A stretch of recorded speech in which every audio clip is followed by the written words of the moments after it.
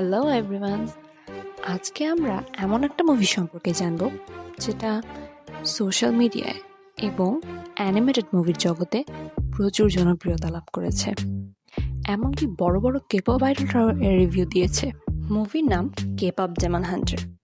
চলুন জেনে নেওয়া যাক ভেতরের গল্প। মুভিটা এমন একটা কেপপ ব্যান্ডকে নিয়ে যারা সবার সামনে কেপপ আর্টিস্ট হলেও আসলে তারা ডেমন হান্টার। তাদের লাখ লাখ কোটি কোটি ফ্যানের কেউই জানে না যে তারা ডেমন হান্টার, অর্থাৎ খারাপ শয়তানদের হাত থেকে পৃথিবীকে রক্ষা করে তারা। হান্টারদের উদ্ভবের আগে ডেমনরা ডেমন ওয়ার্ল্ড থেকে হিউম্যান ওয়ার্ল্ডে এসে মানুষদের সোল নিয়ে যাইতো এবং তাদের নিজেদের দাস বানিয়ে ফেলত। মানুষের সোল নিয়ে যে তারা তাদের পাওয়ার বাড়াতো। এই ভয়ঙ্কর ডেমনদের তিনজন হান্টার আটকে দিয়েছিল।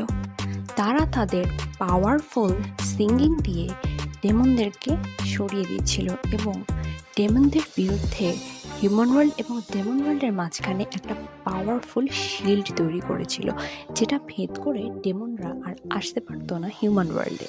ফলে হিউম্যানরা সেফ থাকতো সবসময় ডেমনদের থেকে। পৃথিবীকে রক্ষা করার এই দায়িত্ব হান্টারদের মধ্যে জেনারেশনালি পাস হতো।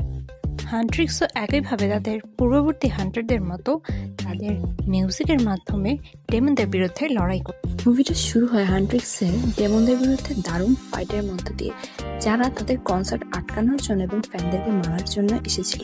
কিন্তু তারা সেই ডেমনদেরকে হারিয়ে তাদের কনসার্টে আগাতে শুরু করলো এবং দারুণভাবে এন্ট্রি নেবে কনসার্টে। তারা দারুণভাবে পারফর্ম করলো এবং তাদের মিউজিক্যাল পাওয়ার দিয়ে পুনরায় হনুমনকে সুরক্ষিত করলো।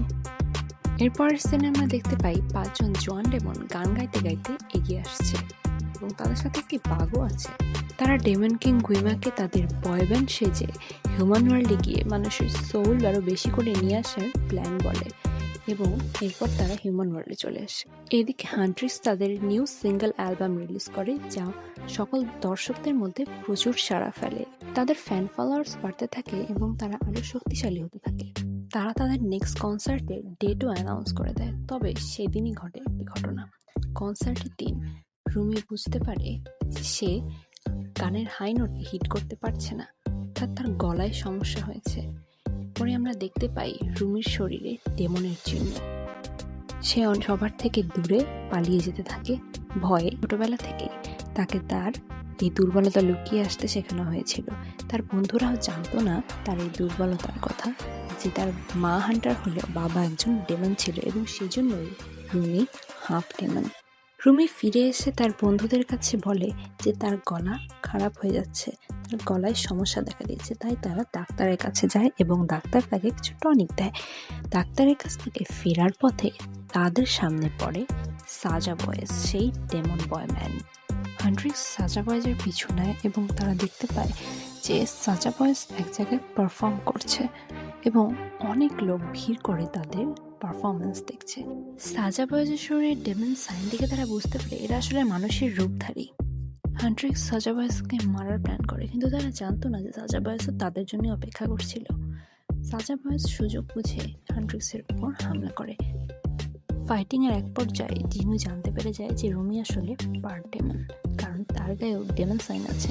জিনু রুমিকে তার ডেমন সাইন বন্ধুদের দেখার হাত থেকে বাঁচিয়ে দেয় এবং ভাবতে থাকে একজন হান্টারের কিভাবে ডেমন সাইন থাকে, অর্থাৎ সে কিভাবে পার্ট ডেমন হয়। সাজা বয়েজের পপুলারিটি বাড়ার সাথে সাথে ডেমনদের পাওয়ার বেড়ে যেতে থাকে। তারা মানুষের সোল সাক করে নিয়ে যেতে থাকে এবং হনুমন অর্থাৎ শিলকে দুর্বল করে দেওয়া শুরু করে। মানুষের মধ্যে তুমুল জনপ্রিয়তা লাভ করে সাজা বয়েজ, যার ফলে হান্ট্রিক্স অনেক চিন্তায় পড়ে যায় যে তারা কিভাবে পৃথিবীকে রক্ষা করবে। হান্ট্রিক্স তাদের নেক্সট শো আরো পাওয়ারফুল ভাবে ফিরে আসার জন্য প্র্যাকটিস চালাতে থাকে। তবে তাদের মধ্যে দ্বন্দ্বের সৃষ্টি হয়। তারা তাদের একটি গানের লিরিক্স নিয়ে একে অপরের সাথে তর্ক করতে থাকে। এক সময় তারা খবর পায় যে শহরের এক জায়গায় ডেমন আক্রমণ করেছে। তারা সেখানে যে ডেমনদের মারার চেষ্টা করে, তবে যতক্ষণে তারা মানে ততক্ষণ ডেমনরা সব মানুষদের সোল নিয়ে চলে যায়। হান্ট্রিক্স মানুষগুলোকে বাঁচাতে পারে না, ফলে তারা অনেক চিন্তিত হয়ে যায় এবং একে অপরের প্রতি আপসেট থাকে। এরপরেই একদিন রুমি আর জিনু দেখা করে। জিনু রুমির পার ডেমন হওয়ার কথাটা জানতো এবং রুমিও জিনুর পাস্ট ট্রমা সম্পর্কে জানতো, যে সে গুইমার কাছে বন্দি।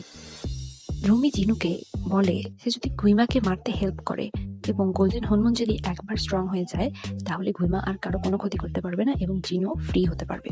জিনু রুমিকে হেল্প করতে সম্মত হয়।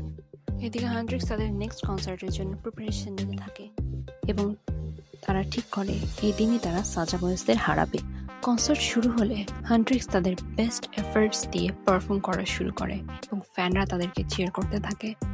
কিন্তু এক সময় দেখা যায় কিছু ডেমন তাদের ম্যানেজারকে কিডন্যাপ করে নিয়ে যাচ্ছে। রুমি অ্যান্ড মিরা সেই ডেমনগুলোর পিছনে, এবং দেখা যায় সেটা তাদের ম্যানেজার ছিল না, আরও একটি ডেমন ছিল।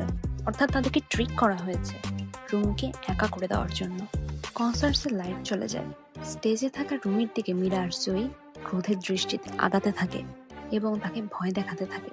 এক পর্যায়ে তার শরীরের জ্যাকেট খুলে নেয় যাতে সবার সামনে মিরার ডেমন সাইন্স প্রকাশ পেয়ে যায় এবং রুমি প্রচন্ড রেগে গিয়ে চিৎকার করে, যার ফলে সব লাইটস ভেঙে যায়। রুমি স্টেজ থেকে পালিয়ে আসে এবং আসার সময় করিডোরে তার সঙ্গে দেখা হয় মীরা এবং জয়ীর, অর্থাৎ আসল মীরা এবং জয়ী। স্টেজে যারা ছিল তারা আসলে ডেমন ছিল। মীরা এবং জয়ী রুমির গায়ে ডেমন সাইন দেখে অবাক হয়ে যায় এবং তাকে অবিশ্বাস করতে থাকে। রুমি পালিয়ে চলে আসে জিনুর কাছে, তার কাছে প্রশ্নের উত্তর চায় যে কেন সে তাকে বিট্রে করলো, কেন স্টেজে ডেমন পাঠালো এবং তাদের পারফরমেন্স নষ্ট করে দিল। এরপর আমরা দেখতে পাই হান্ড্রিক্সের ম্যানেজার সহ সব ফ্যান্স সাজা বয়েসের দিকে ঝুঁকে যাচ্ছে। সাজা বয়েস সব লাইকস অ্যান্ড ফ্যান ফলোয়িংস নিয়ে যাচ্ছে এবং তাদের নেক্সট কনসার্টের আসার জন্য সব মানুষকে ডাকছে। সব ফ্যানরা সম্মোহিত হয়ে সাজা বয়েসের পিছে পিছে স্টেডিয়ামের দিকে যেতে থাকে তাদের কনসার্ট দেখার জন্য। এমনকি মীরা এবং জয়ীও সম্মোহিত হয়ে যায়। রুমি ছুটে যায় সেলিনের কাছে এর প্রতিকার জানার জন্য, যে কি করে সে সবকিছুকে আবার ঠিক করতে পারে। লাখ লাখ মানুষ সম্মোহিত হয়ে সাজা বয়েসের পারফরমেন্স দেখতে থাকে এবং চিয়ার করতে থাকে। সাজা বয়েস পারফর্ম করে তাদেরকে গুইমার বসে নিয়ে আসার চেষ্টা করতে থাকে। এমন সময় রুমি এসে গান গাইতে শুরু করে। তার গান শুনে মীরা এবং জয়ীর সম্মোহন ভেঙে যায়। তারা রুমিকে জয়েন করে। তিনজনে মিলে গান গাইতে গাইতে এগিয়ে আসে এবং আবার ডেমনদের বিরুদ্ধে লড়াই করা শুরু করে। গুইমা অনেক অনেক ডেমন পাঠায় তাদেরকে মারার জন্য, কিন্তু হান্ড্রিক্স একসাথে হয়ে সব ডেমনদের মারতে শুরু করে। প্রচন্ড ক্ষেপে গিয়ে সব ডেমনদের পাওয়ার নিজের মধ্যে নিয়ে নেয়, সবারকে ধেয়ে আসতে থাকে। এমন সময় রুমি অ্যান্ড গুইমার মধ্যে একটা চরম ফাইট হয়, কিন্তু তার মাঝখানে চলে আসে জিনু রুমিকে বাঁচানোর জন্য। সে তার নিজের সোল রুমিকে দিয়ে দেয়। তার সোল পাওয়ার সাথে সাথেই রুমির পাওয়ার আরও বেড়ে যায়। রুমি গুইমাকে 4 টুকরো করে ফেলে এবং হান্ড্রিক্সের সবাই মিলে সাজা বয়েসের প্রত্যেককে মেরে ফেলে এবং তাদের গোল্ডেন হরমোনকে সুরক্ষিত করে। তাদের শিল্ড অনেক মজবুত হয়ে যায়, ফলে সব ডেমনরা ডেমন ওয়ার্ল্ডে আটকা পড়ে যায়। অবশেষে আমরা দেখতে পাই হান্ড্রিক্স তাদের লাখ লাখ ফ্যান ফলোয়ার নিয়ে সাফল্যের পথে যেতে থাকে। এই মুভির প্রত্যেকটা গানই আমার খুবই পছন্দের। একটা অ্যানিমেটেড মুভিতে যে এত রিচ মিউজিক থাকতে পারে সেটা না শুনলে বিশ্বাসই করতে পারবেন না। মাত্র 1.5 ঘন্টার একটা মুভিতে মেলোডি, অ্যাকশন অ্যান্ড ফ্যান্টাসি অসাধারণ যুগলবন্দি দেখতে চাইলে আপনার জন্য K-pop Demon Hunter দেখা মাস্ট। K-pop ফ্যান হোক বা না হোক, K-pop Demon Hunter এর ফ্যান তো হতেই হবে।